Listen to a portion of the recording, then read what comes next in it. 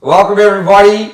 With me here today, Dean Bouzanis, the goalkeeper at Reading, and Harry Manaras, the chief operations at Western United. Totally got the role wrong there. I'm not a chief. I'm not Chris Pellevanis yet. Matchday operations. Yes. Community coordinator and running the futsal program. Nice, Harry. Jack of all trades, master of none. Hey, always welcome. Thank you for joining me. Obviously, Dean, obviously flying in from England and then coming to Melbourne to obviously see Harry, and you thought you'd just come in for an interview, which is like amazing. So thank you, man. No worries, anytime. How are you? Good, mate. Yeah, enjoying being back, seeing the family and friends. It's always good to come back at this time of the year, which is one of my favourite times of the year to catch up with everyone. How long are you going to be in Australia for? I'm here for another 6 weeks, so I've got a bit of time here. Got a lot of people to see and catch up with, so yeah. And you decided to spend your Friday night with Harry. Yeah, he bored me to tears on Friday, so Saturday I had to bin him and go with another mate, so can't spend too much time with him. Your best mate comes down from England. You haven't seen him in a year. And you sleep. 9 months? When was it? September? When was the last time you saw him? September. 8, 9 months. Yeah. And you bin him. Spent a weekend with him the week before in Sydney. Had enough of him then. Had one night here in Melbourne. Good enough. It's time to part ways mutually. So to be fair, I heard as well at the Western United Gala, your CEO came up to me and he gave me a bit of a story that you binned your club to also spend it with Dean, and he was really upset about that. No, incorrect. Sydney's a nightmare logistically. Didn't bin it. Parramatta, way out west. It's like an hour and 10 minutes out in the west. That's where the women's final was played. Made my way back to Cronulla, where the Bouzanis family is from, after being locked down in a car park for 45 minutes after kick-off. Okay, so Dean, if you had a night out with Reading or your past clubs, Melbourne City or Sutton, did you just decide to bin them? No way. Can I stitch up? What an absolute stitch up this is. It's a disgrace, Harry. It's all about effort. It's all about effort, making effort for your team and for your club. The camaraderie. Yeah. Everything. Next question. Next question. Show this to see if I'm going to send it to him. We'll be seeing him shortly. It's Northcote City versus Western United. So we'll see him in the next hour. He's going to be there. You can tell him all about it before he gets a sneak peek of it. Is he happy with you? I think he is. Yeah, he's a good okay. man. He's all right. He's good. He's good. Works hard, Harry. Works hard. It's been an interesting season for Western United and yourself as well, Dean. Yeah. How did you find it? No, first year in the championship. Look, unbelievable. What a competition it is. So many high-profile players, big clubs. And I've just loved every minute of it. Man, you've had a pretty wild ride the last couple of years, man. You went from obviously leaving, Melbourne City to jumping on a plane and going into the 4th Division of England, which everyone was like, what the fuck are you doing?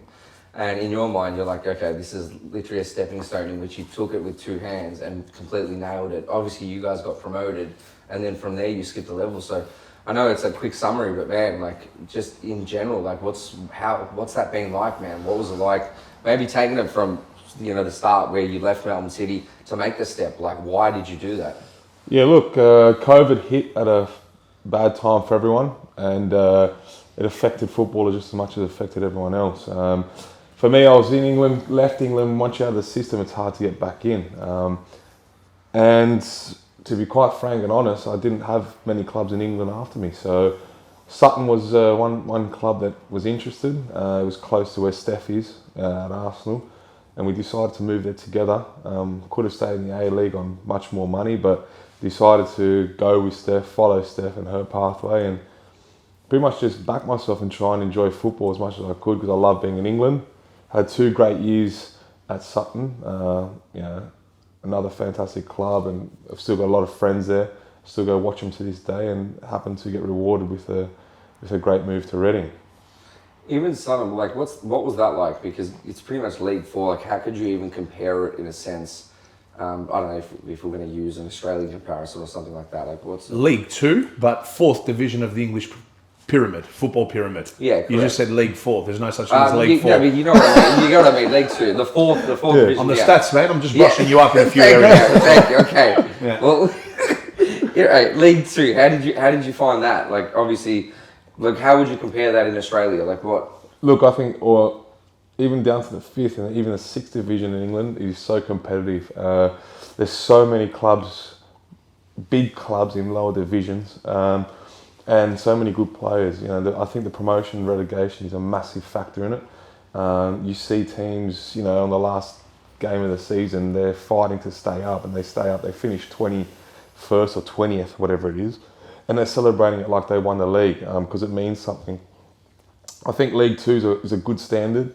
It's different football, that, you know, in terms of physicality and stuff like that. But you know, I think it's a very good standard with a lot of good players. The clubs now, obviously we've seen that Wrexham has been, you know, bought by American owners, and then also as well there's been a few others that's starting to occur. Like, is it lifting the standard dramatically, and even in the aspect of just, I don't know, yeah, what was it like? What's it like even with the fans? Like, are they very hardcore for their club? Like, even though it's at that level because it's local. Yeah, of course. Look, there's, you know, what the Wrexham owners have done is amazing. It's always been a good club with a lot of history. I think, don't quote me, but I think it's the oldest ground in football. Yes. And the race course, which I was privileged enough to play there when I was at Sutton. But yeah, look, the fans, once you get the owners that back a club like they have, you know, the fans in England are second to none. They are unbelievable. And they support your club, they support the players, and you know, when you see stories like that of Wrexham, you know, even your Stockport Counties now, another big club, doing well, it's important to try and jump the pyramid and get us promoted as high as you can. Even in the aspect with these clubs, like, what's Australia missing? Like, what's Australia missing that England has in regards to, you know, obviously the fans? What is that? Is it just history? No, I wouldn't say history, because there's a lot of, you know, clubs back in the day. I remember when I was a kid and I used to watch Sydney Olympic versus Sydney United. You know, they would pack out Belmore Stadium, and it would be the you know, the fans in Australia are there, I think, but it's all about fan engagement. And for me personally, without fans, there is no football. And fans want to support their team and see their team do well. But I think in Australia, there's a bit of a divide between the fans and the people running the game. There's no connection there, and I think fans over here feel that, and it's important that, you know, football in Australia, because you see what they did with the Socceroos. I don't know, 30,000, 40,000 going to Fed Square watching it, and everyone's together supporting our nation. So why can't it happen to football clubs? You know, I watch the games back home. I always watch the A-League, and for me, the Victory fans, City fans have always had a great rivalry. Victory's got a massive base. Good fans. City have got a good base as well. I remember back in the days playing in derbies where there was 40,000. You know, and there was a connection, and fans want to feel connected to the league and to the clubs, and I think that's a big point. Connection. Do you feel like, 'cause let's just use England? How many in London? How many clubs are there? Oh, loads. One on every corner, pretty much. So generally, it's in England, it's every suburb in a sense, and that's the teams that people follow. So like, I don't know, we can use even like Northcote City, Heidelberg United. It's very similar in that degree, yes? Yeah, look, there's I don't know. There's probably loads more. There's so many teams in London alone. Yeah. Even up north, there's a lot of teams up north. But there's, I don't know what it is, but there's a connection. Like, not everyone just supports your Man United, your Liverpools, and your Arsenals. There's thousands of people going to support, you know, your Suttons or your Wrexhams, you know, because there is a connection to that place where you're from. Yeah. And clubs run they coincide with fans, so they bring fans there. There's an experience, there's an atmosphere. I don't know. I don't feel the fans feel connected in Australia. Yeah, and do you feel like with the second division coming in next season, it's going to create a bit more of a connection if you have like South Melbourne in, Preston Lions, obviously Sydney United or whoever else is going to come in? How do you think that's going to assist? I think it can only help if it's done properly. You've got to let, in my opinion, the people from that origin support their clubs. So the Greeks support South Melbourne, Croatians support Melbourne Knights, stuff like that. You've got to allow that. Yes, okay, there might come tensions with that, but if there's policing and as things are done right, it can end up being a healthy thing for competition, because people love where they're from, and that's a connection that I think NPL teams have, that separates from the A-League. But and then once promotion and relegation comes in, I think it'd be fantastic. Like seeing South Melbourne play at Amy Park against Melbourne Victory after someone's been relegated. I think it's what the game needs. It's something fresh, new idea, and I think a lot of people will jump on board with that. This could be like something pretty left field, and I don't know if you hear it, but I don't know how true it is. Where they say that the A-League clubs are pushing back. For example, they don't want a second division or a promotion relegation in a sense because if their club gets relegated, well then it's not worth anything. Their license isn't going to be worth anything, and it's going to affect the club because they're not going to make money. But I don't know how true that is, but even to an extent, like I look at England, for example. Well, it doesn't matter how big of a club you are if you're not good enough, and you're going to get relegated, and it is what it is. And I feel that with the A-League in itself, if they don't bring promotion and relegation, fairly quickly, I think it'll probably take about 5 years. But there's rumours that they want to do after 10 years. I feel like the game's at a point where it's obviously not where it was when you were in the A-League. Yeah. When was it 2015, the FA Cup, when you guys won it? 2016. 1-0 Sydney FC. Yeah. Amy Park. 18,500. Thank you, Manaras. That was like a Tuesday night, Wednesday night? Tuesday or Wednesday night, midweek. Yeah. Around November time as well. Yeah. So like you compare the game back then, like obviously... That's 18,500. That's Melbourne City, the second team to have existed in the A-League from Melbourne against Sydney FC. Okay, the biggest from Sydney. They would have brought a few fans, but like 18,500 on a Tuesday or a Wednesday night doesn't happen anymore and won't happen for a very long time. That's my 2 cents worth here in Australian football. How have you been finding it even yourself, like since you've gone into the system in a working environment? Look, I've got the old school hat on. I love the game, love the support. I love to support the game rather. I'll always be going to NPL and A-League. You touch base on the whole licensing and stuff like that. We've mentioned history and all that. I think we have to understand that England does have the history, whether we want to believe it or not, and it's many hundreds of years, and that's why they've got the championship. That's why they've got League One. That's what they've got League Two. They've got, Dino, what is it? Sky Sports, Broadcasting, BT Sport there. So every league has got, in financial incentive for chairmen, for owners, for all that type of stuff. So that's why I think the fear of these clubs, it doesn't really bother them. I mean, of course, you don't want to get relegated or drop down a division, but I think they stress less or fear less of relegation over there. But it is very, very exciting, promotion and relegation for a fan. I'm going to take a step back and I'm going to say 5 years ago when, I still followed the league very intently, obviously, but with close intent rather. 21 games into an A-League season, when Central Coast Mariners, they've had a fantastic season this year, but previously they were pretty weak for a good solid 5-6 years, right? They take on Wellington, who were poor about 5-6 years ago as well for many successive years.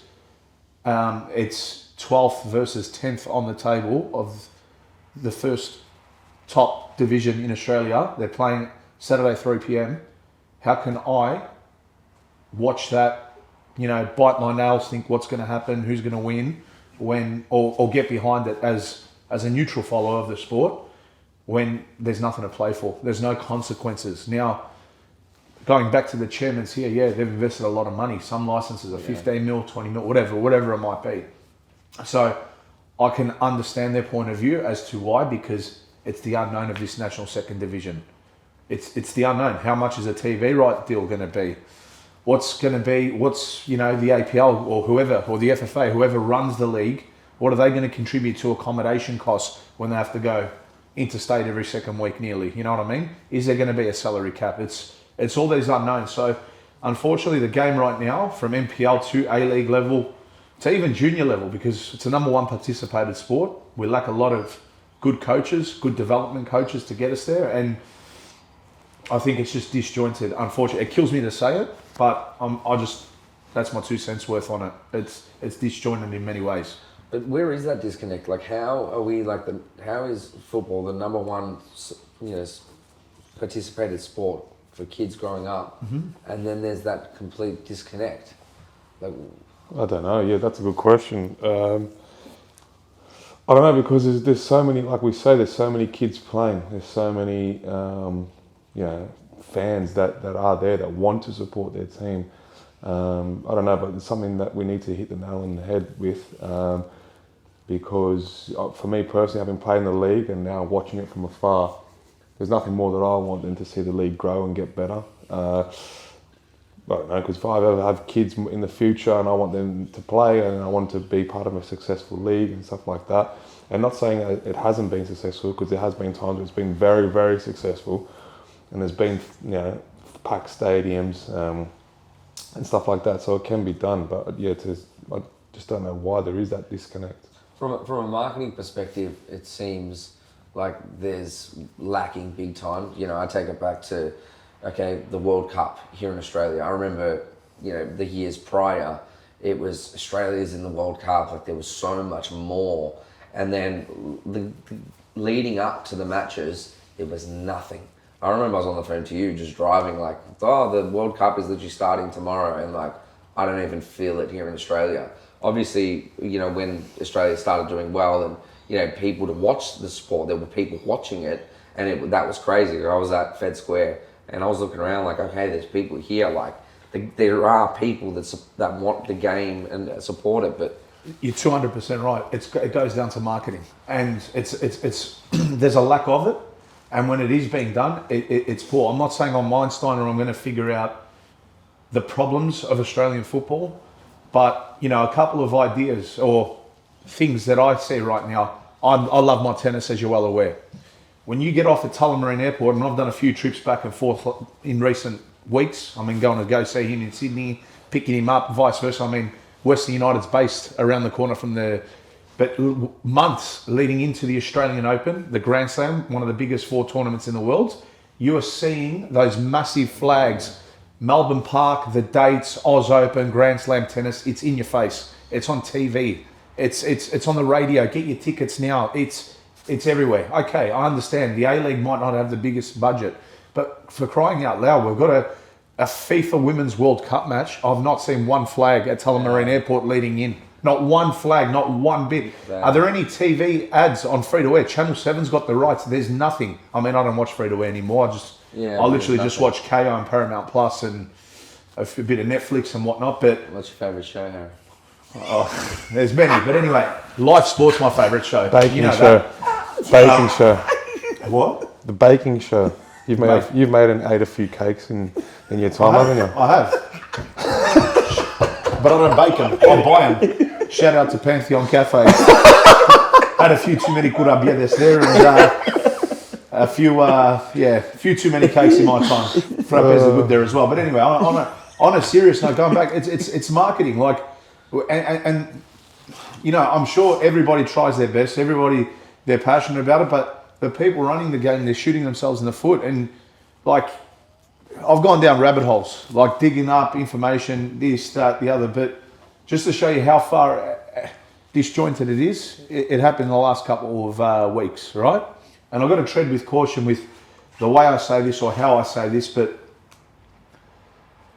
all right, we know, we as football fans believe that the National Second Division is going to give the game something. And hat off to James Johnson, who had the successful campaign of winning the Women's World Cup here for 2023. But it gets to the stage where, are they aligned? Are they on the same team? The O'Rourke's and the Townsends of the world. And I'm not trying to belittle anyone or say something wrong here, but we understand that the A-League is currently struggling to get bums on seats, to have a good, fantastic environment. Like, some stadiums are a 1/8 filled, like with a couple of thousand. I guarantee you the National Second Division will easily get those crowds. They're getting them right now at NPL level, right? So rather than uniting and being all together and just putting all eggs in one basket for this unbelievable project of linking the A-League with the National Second Division and then filter it back into each member state federation competition, well, one's doing one thing, the other's doing the other. All of a sudden, the A-League's introducing 2 new clubs. Like, we didn't learn, have we not learned? Like, it's struggling enough as it is. You bringing in new clubs, it's only going to, unfortunately, dissolve the engagement and the fan interaction to the league. Yeah. So that just goes to show how disjointed we are. Yeah, I went to, it was the week of the A-League launch, so the start of the season. And there was this, I don't know, it was a PFA event or something where, all, player agents and heads of clubs and stuff were there. And they were having this discussion, like, obviously the week of the A-League was starting and like there was no advertising, barely any advertising. And the main excuse that everyone was saying was, but the AFL has this massive budget of all this money, all this media funds. And I'm sitting there in the back, I was like, you know what, I'm suddenly just going to get up to TikTok. Because, TikTok's free. TikTok's a platform for everybody. And I just want to get up on TikTok and I want to see what the A-League and all the clubs are doing for the start of the season. I jumped on their platforms and they were barely posting. They were posting one thing a week. And I'm just thinking, you're all making excuses about, we don't have media budgets, but then something that's free that you have a crazy reach on, no one's even posting on this. So how can the message get out if, not even the clubs and the league is pushing it, which is disappointing. Like I said, I went down rabbit holes, and one thing that I thought, to myself, that needs to happen is, unfortunately, I don't think Paramount Plus is working at all. So, we thank them for their time, but it's not free to air. It's a stream you actually have to pay for, right? So, I think that's problem number one, because in order to get bums on seats, you need eyes on your product. And to download it, I know it's only $10 a month, but times are tough in today's day and age. It might not be affordable for every family member, and right? It's not one of the main ones. And it's not one of the, exactly. Yeah. Okay, so that's problem number one. How I'd fix that is, and again, sometimes it's out of control of the people running the game. When you go to a local NPL match or an A-League match or a training session or whatever it might be, apart from the actual A-League club merchandise, what else do you see? You see the Paris Saint-Germain tops of Mbappe. You see the Ronaldo shirts. You see the Messi Argentinian tops. You see all that, right? What's that all? Well, Messi no longer. Currently at PSG, we know he's leaving, and Ronaldo, but what's that all linked to? Number one, the game FIFA. Number two, where do they go to watch the likes of Ronaldo and the best players in the world? On Optus Sports. La Liga and Premier League is on that. So my idea would be that the people running the A-League go to Optus Sports, do a deal with them, because if they're already going to have Optus Sports to watch the world's best, you've got they'll then filter through during the day, and that then means Optus Sport, who they do post a lot on their socials about Australian football as well. It's literally the one-stop shop for an Australian football fan to follow the local code and the international code there. It's true. That's one. So who knows what the specifics of that. Of course, it's out of. But that was just one little light bulb moment I had. Sense. Yeah, rather than Paramount Plus, then Optus and this. There's 2,500 different streams to watch. What's it like in England? How it's Sky Sports has got the deal. Sky Sports has got the Premier League to League Two, and then BT Sports has the Conference, the National League. So. Yeah, just all on Sky Sports, main event football or something like that. How do you? I think we've gone and we've talked a lot about the Australian game, and I think if we go back to just yourself, Dino, like how did you find the step up into the championship this season? Yeah, look, I think I played 8 games for the club this year, some in the FA Cup, but I think I felt quite comfortable in the championship. But look, the amount of pressure and intensity to the game was a different level. It's so high, it's so loud. Look, I can remember playing Middlesbrough away where we had a heavy defeat, and the crowd there really played like a 12th man role. Look, they were much better than us on the day. We didn't perform, which didn't help, but the intensity of the game and the quality of in the way that teams play is at a very, very high level. You versus Manchester United? Yeah, in the FA Cup, yeah. How was that? That was at Old Trafford, yeah? Yeah, it was surreal. Playing at Old Trafford with in a packed house, where as a young kid, everyone wants to play at these stadiums and in these competitions. It was something that I'll never forget. I was lucky enough to play in a final at Wembley as well the year before. So to have those 2 moments in my career, it's something that I'm very proud of. Sorry to cut you off. Proud moment playing at Old Trafford. You always can Old Trafford. No atmosphere. That's actually a fact. Yeah. 75,000 people, but I could have said 75,000 crickets. Yes. Okay. All right, mate. Well done. It's terrible. It's a big honour to play at Old Trafford.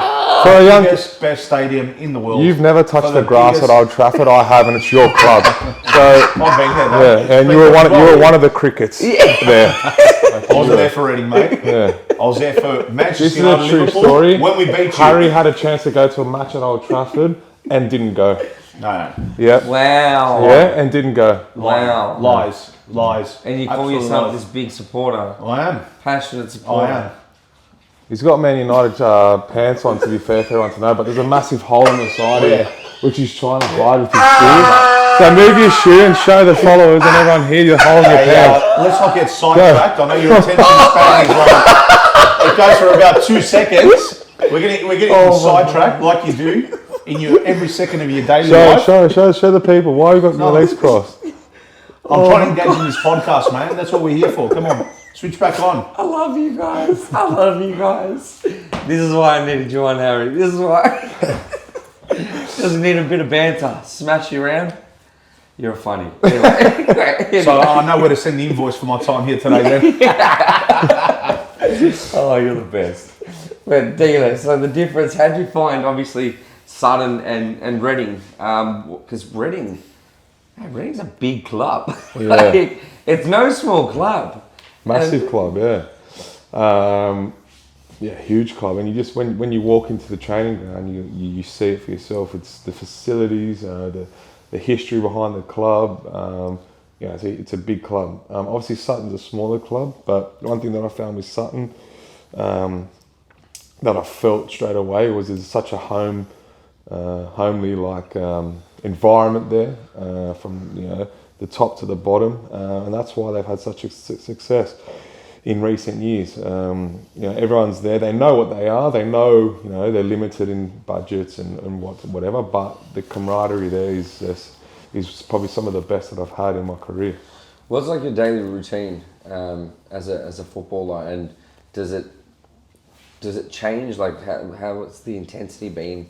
Obviously at a club like Reading with Sutton, or are they very similar in their ways? Yeah, look, my whole life's been like the same routine, pretty much. It's very structured in the way that professional athletes go about their business. Obviously you go in the morning, you have your breakfast, you prepare, you get ready for training, do your pre-activation, all that stuff, train. Some days you might have a double session, there's lunch there, massages and recovery and stuff like that, and prepare for your game.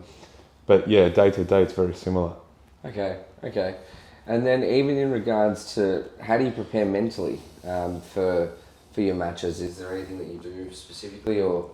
I know some I people think as I've gotten older, it's become easier because the more games you play, how can I say it? The easier it becomes to prepare for a game. I think when you go to a new club and you've got to make a debut, or you're a young kid coming through and you've got to make an impact off the bench, I think there's a fine line in how to deal with it, because some people can overthink it and it can affect their performance, even though they could be the best youngster or anyone, like even the best player going to a new club and having a debut. And there's other factors as well which make it difficult, for a foreigner like myself going to a new country and new beginnings. But the older you get and the wiser you become and the more experience you have, you rely on what you've done in the past and in that constant routine to back yourself and say, well, I've been there, I've done it, I've played games, so try and relax and go into the game with excitement rather than, I don't know, fear or nervousness.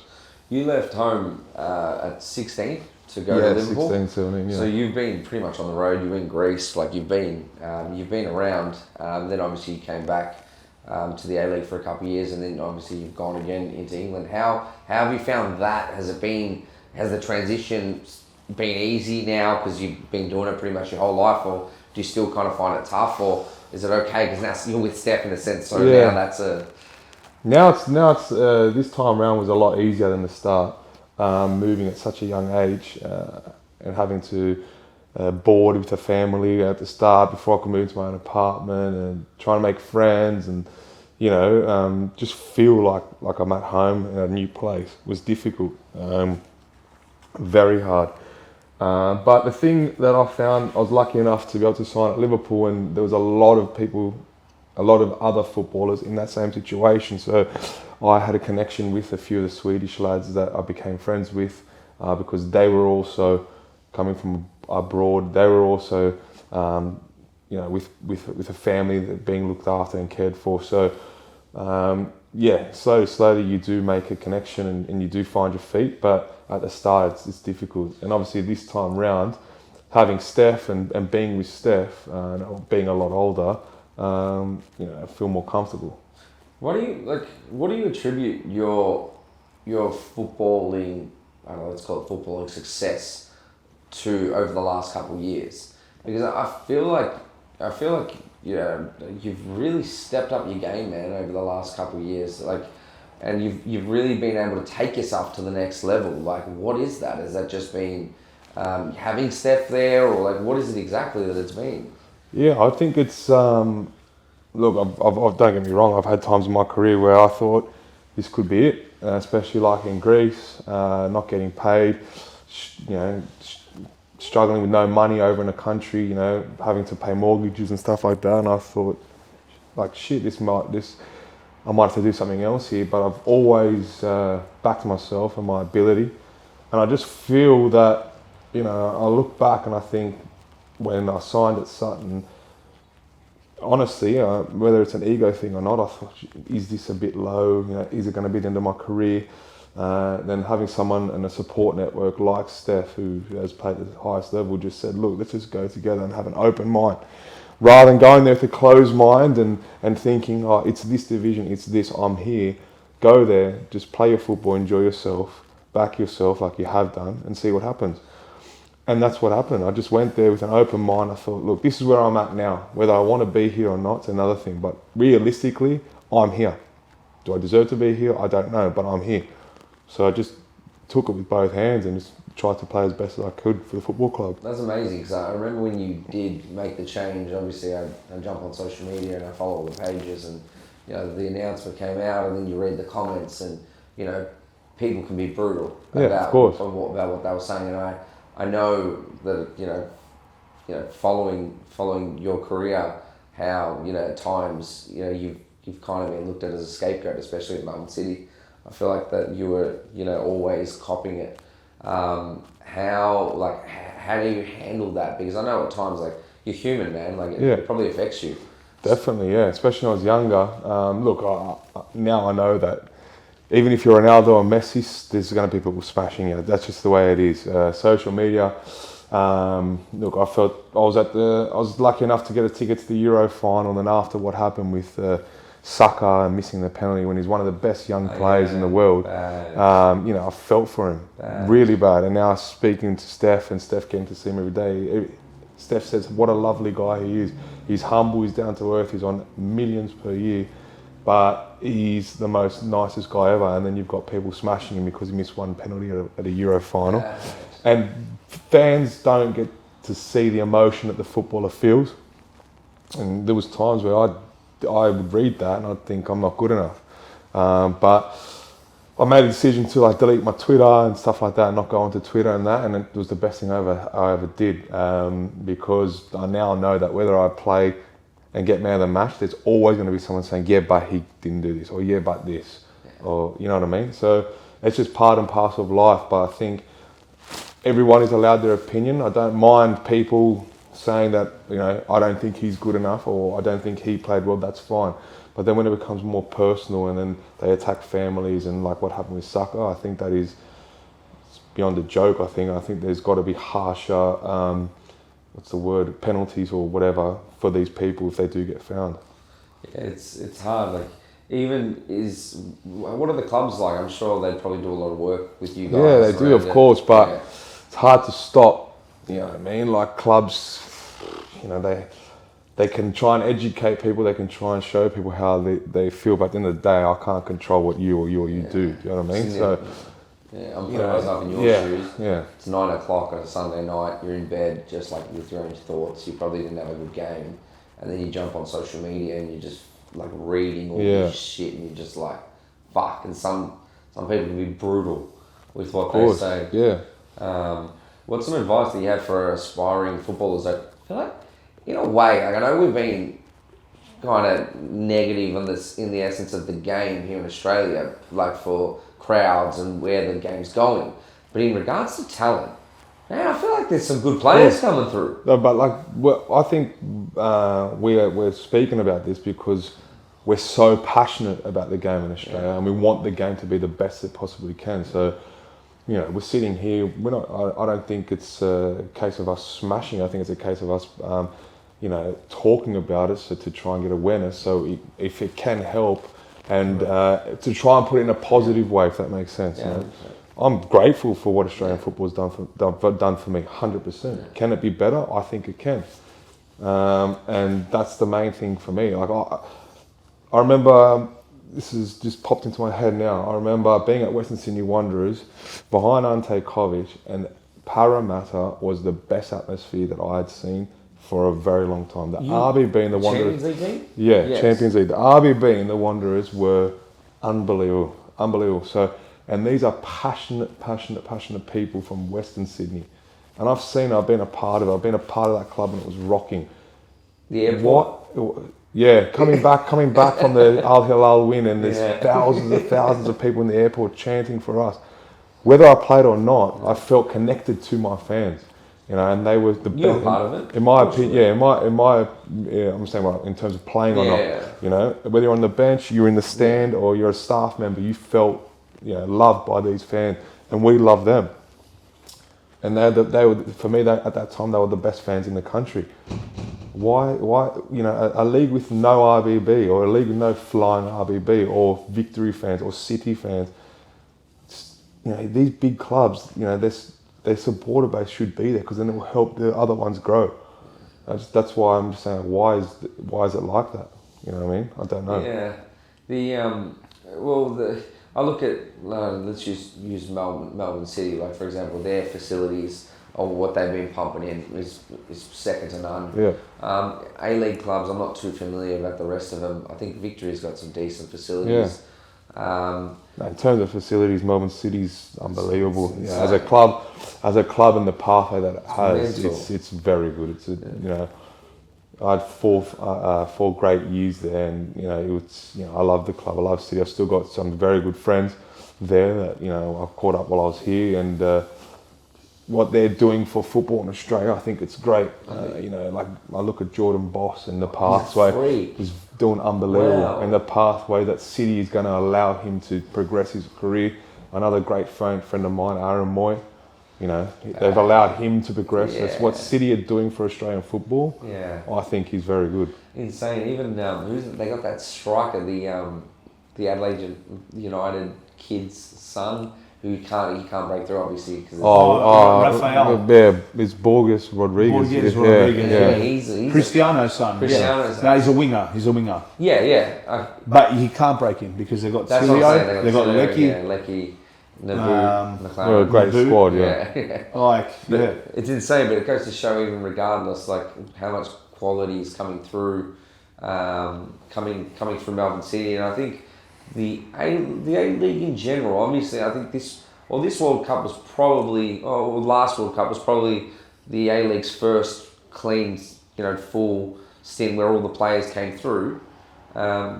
What do you mean, like as in A League players? It was the first World Cup where there was enough A League players that came through the system to make the Australian. Okay, like the Russian World Cup had finally given them enough time. Yeah.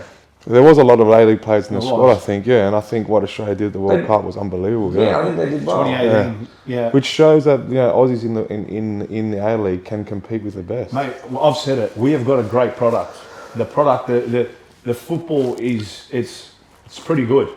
I recently was over there with Dino in the UK. I got to see League Two standard. I got to see Championship, and of course, obviously the pinnacle Premier League. We're nowhere near the Premier League, but I don't think we're that far off the champ.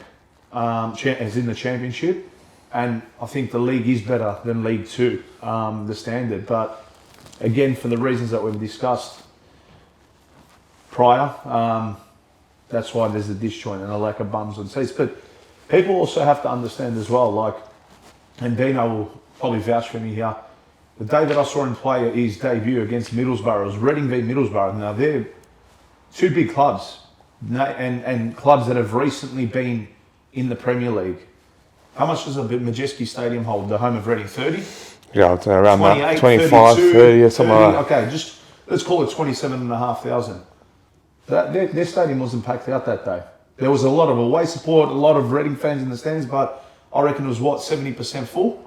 Yeah, 70 to 80% full, but still you've got those 70, 80% going every week. Correct. Yeah. So it doesn't mean that, the A-League fan-wise is struggling, but we can't expect to have packed out stadiums week in, week out. If we can get it to above 50% capacity, I think it's good enough.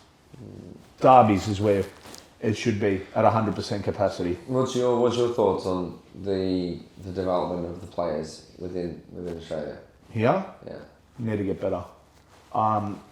It's going to be, look, it's good to see, you're going to get the odd gem or diamond in the rough. Irukunda, he's off to Bayern Munich apparently. That's fantastic. Fantastic. Yeah, very, very good. You say it's got to get better, but you've got Irukunda, you've got Jordan Bosch, you've got Marco Tilio. Yes. Man. Garan Kowal. What's the other guy that played 10 minutes the other day? He was at Adelaide, the striker, Toure. Played against us. He's now overseas. I've seen that he came on.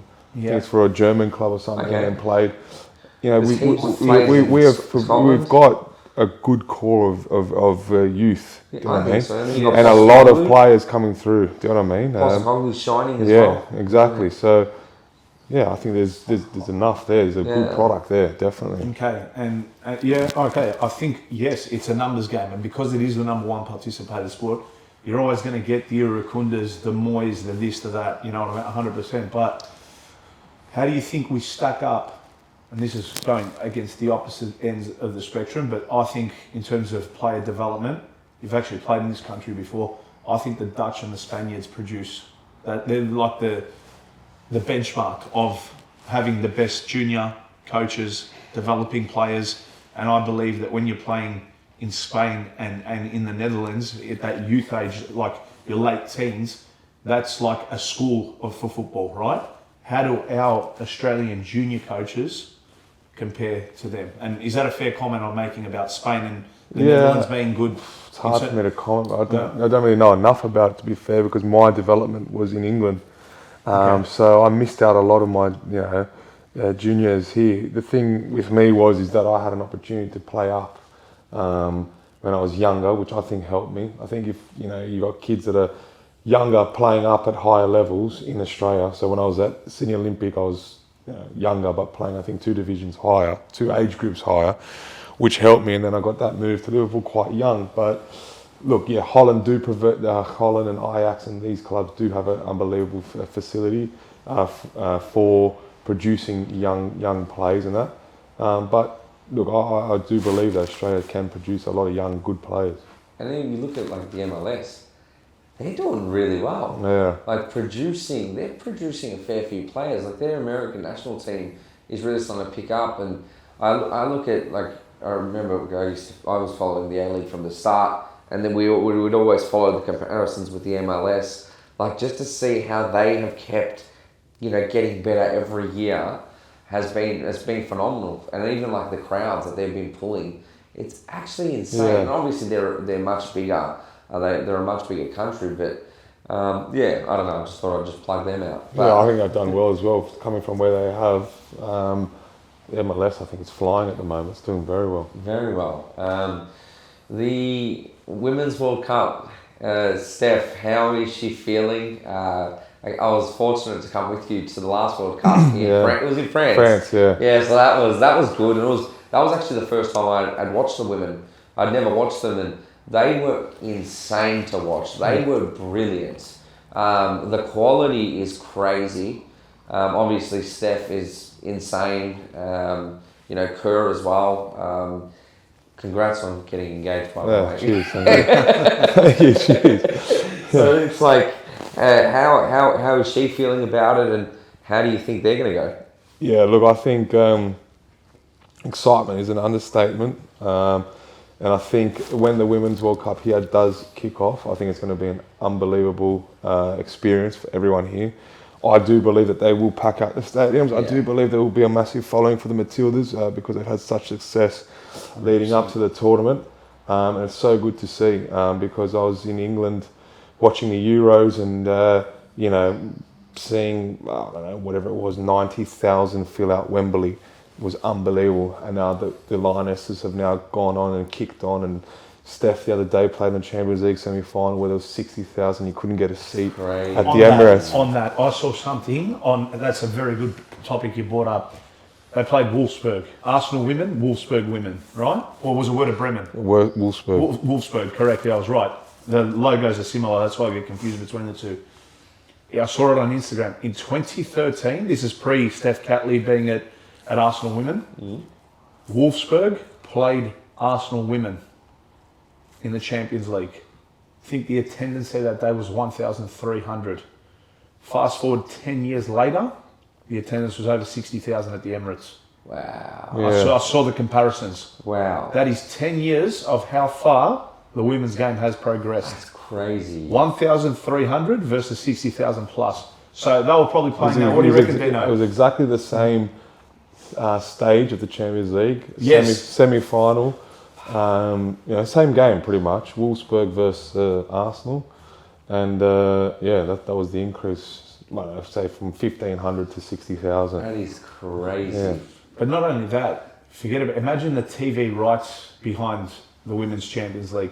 Imagine playing without much respect to the women's game. The Women's Champions League is on DAZN, and you can just put on YouTube and watch it for free. Okay. That's what I do. What's DAZN? Is it? So I don't know, Is that their some? I don't think it's English. It's DAZN. I don't know what it Okay. is, or DAZN, whatever it is. But That's very to watch those games, it's so easy. So You easy. just go onto YouTube, type in Arsenal Women, and it comes up. And watch it That's live. Crazy. Yeah. Oh, but going back, okay, so it's easy to watch it. That's good. But just think about how much more professional the women's game's got. And I don't want to be disrespectful to the female game or to the Arsenal women or Wolfsburg, but that game with 1,500 people, that would have been played at something similar to a Northcote City type stadium in England, yeah?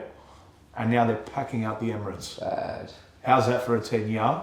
growth period. And I mean that respectfully to the women because they deserve everything they get and they do have an unbelievable product. I can't wait to come see the Matildas here in a couple of months. So if it can work for the women, hopefully it can happen for our domestic game and hopefully as quickly as that in 10 years. But I think the women's game is just going to get bigger and better and bigger and better. Well, they're leading a charge here in Australia. The women's team, what are they? Are they ranked? They're top 3? No, they fell off a bit. I think they might be 10th or 9th. Okay, but they've fallen off. I think it's a bit of a false thing because this last couple of years they've had a few injuries and stuff, but they've really groomed a lot of players, younger kids, to come through, and they haven't really had a solid starting 11 for a long time. And what they've done there is they've played so many players to see who could play or who could fill in. So the results, I don't think, were the best leading in, but I think now you will see the Matildas really push on, and hopefully I think they can do really well at the World Cup because there's so many high quality players. Hopefully they all stay fit and healthy. Yeah, and they come and they do what they do. Who's the favourite to win the World Cup? With a few good nations, Germany, England, USA will always be there, but I think the team to beat will be England. Okay, interesting. Dino, what's the future holding for you? You're 32 this year, correct? 33 this year, Yeah, 33 this year. That's grandfather stats. Yeah. As a goalkeeper, you got... Well, Foster's 40. He's still going hard, so you still got a fair He's a grandfather. I'm saying he's going towards grandfather. Well, you still got a fair few years, but how's your body holding up? Like, how do you kind of see it? Yeah, I feel good. I don't have any problems. I still have the hunger and drive for the game, and I want to play as long as I can. I am looking to do my coaching badges in England and start them. I've got the process rolling, so I'll start doing that for me. But I want to stay in the game and have an impact in the game. What capacity, whether it's a coach or maybe behind the scenes with the staff, I don't know. But I'm going to start doing my badges and have quite enough to go into coaching when I finish. I haven't really decided which way I want to go. So it'll be football. Definitely will stay in the game. 100%. In the aspect, like, how long would it take you to get all your badges? Oh, a while. But say I start my UEFA B. Yeah. I can then do my UEFA A, but then to get like your pro licenses, you can coach, but as long as you're seen to be doing your licenses, it's okay. But you need your first two. Okay. To actually say, I can't just go rock up and be the head coach without nothing. You need something, you know what I mean? Yeah. If you've got your A license, does that translate over here?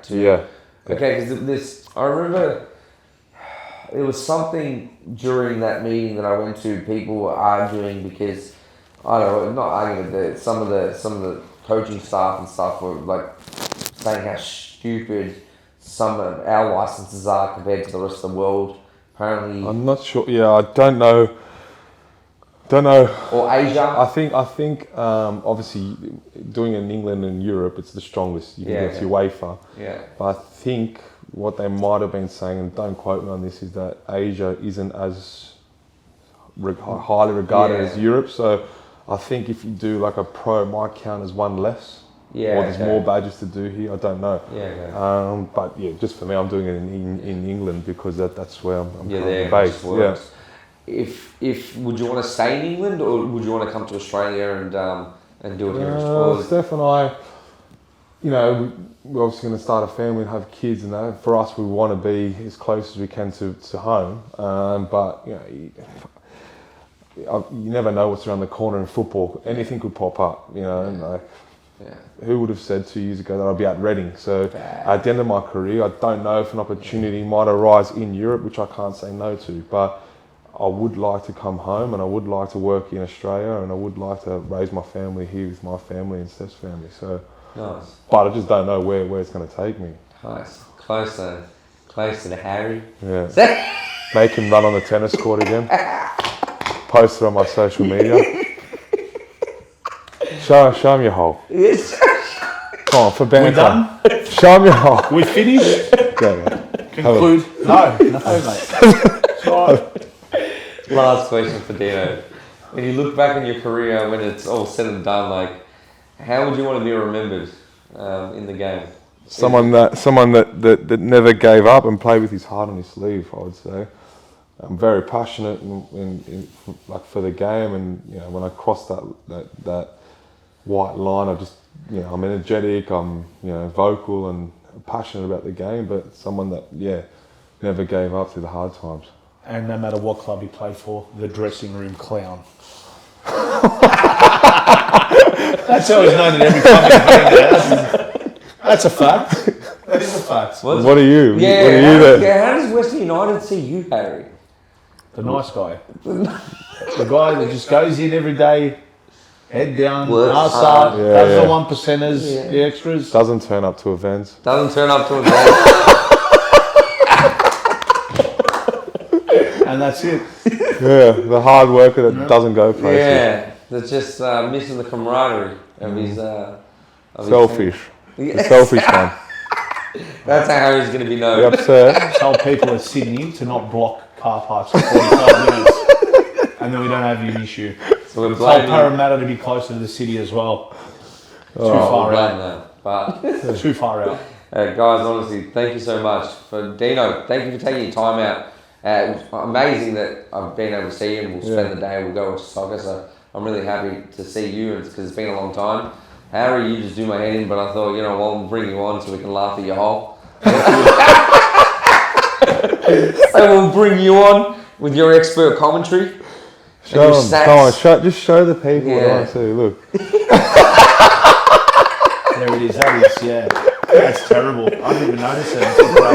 That's all right. It's all We'll right. change before we go. I looked at the Manchester United logo, so you're passionate. That's all that matters. That's all that matters. The emblem of the club. Thank you, guys. No worries. you. Thanks, Christian. Cheers.